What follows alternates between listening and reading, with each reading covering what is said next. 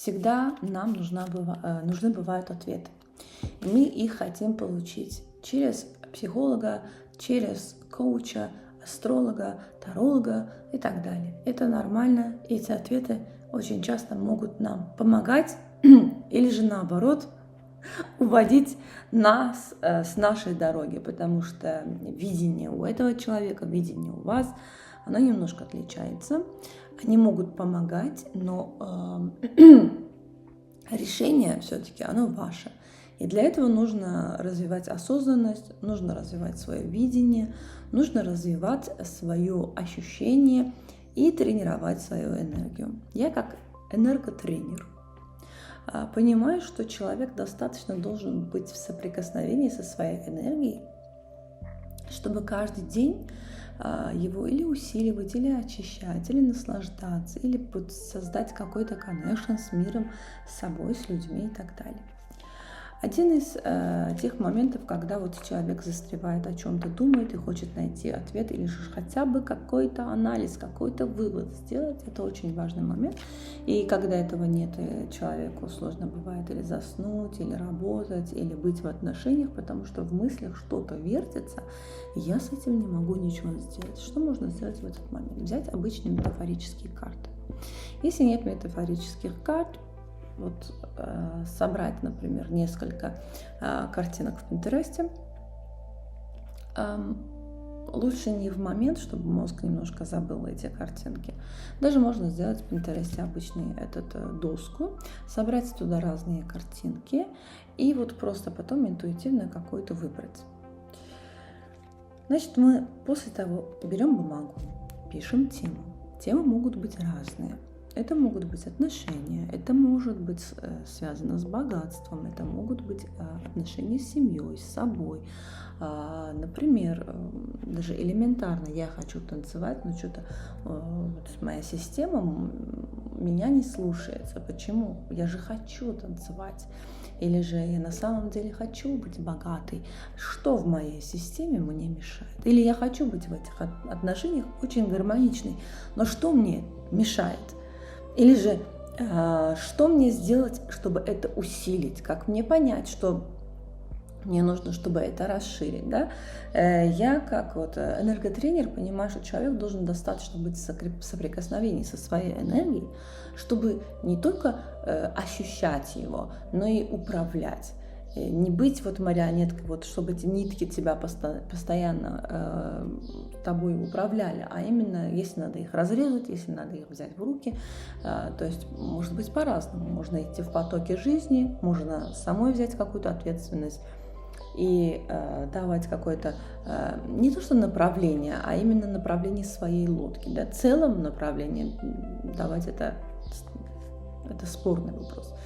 Как минимум свою лодку ты можешь повернуть направо-налево. Короче, мы берем бумагу, пишем тему, и по этой теме мы начинаем вытаскивать карты, просто картиночки. И тогда мы начинаем вот первое, что пришло, вот первое.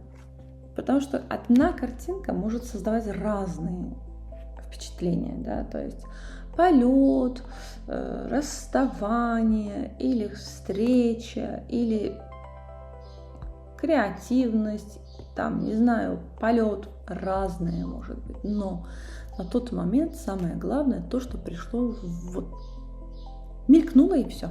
Вот уловите это слово и напишите на бумагу минимум 10 слов. Посмотрите, что из этих 10 слов вас напрягает, и вы думаете, что это может помешать. Или же это может быть каким-то барьером. Или можно сказать, что вот это слово как-то здесь лишнее, и что-то вот эту гармонию слов убивает. Вот с этим можно поработать. Как можно с этим поработать? Можно опять же взять несколько карт по этому. Скажем, вот это слово, если вас напрягло, оно имеет связь с подсознанием. И через это подсознание, то есть это слово, да, мы можем в медитации просто ощущать это слово, смотреть на это слово и через него посмотреть, что происходит в моем сознании и с чем оно связано, то есть какие нитки я где тяну. Второй вариант, можно, опять же повторяю, карточки можно сделать, или же сесть в медитацию и смотреть, ощущать это слово, о чем это слово мне говорит. После осознанности уже вы поймете приблизительно, что с этим делать. Если не понимаете, задаете мне вопрос, вы можете прийти на встречу, мы с вами поймем, куда эту энергию направить, тратить, использовать или трансформировать. Потому что как мы качаем мышцы, так мы должны работать с нашими энергоцентрами, с нашими ресурсами. Это все энергия на самом деле, и с этим можно работать. И один из самых таких легких способов, хотя бы как-то чтобы прояснилось, карточки. Через карточки слова, которые выбрасывает ваше подсознание, потому что если напрямую спрашивать себя, конечно же, мы ответ не находим. Почему? Есть эмоции, есть мысли, есть потребности, есть страхи и так далее. Каждый раз отвечает какая-то другая часть, и непонятно, что с этим делать. На картинке сказала, что она быстро выбрасывается, бывает легче понять, что там у меня внутри происходит и какое слово, какая мысль у меня здесь доминантная и с чем мне надо работать. Или же где я увижу результат, какое слово я возьму.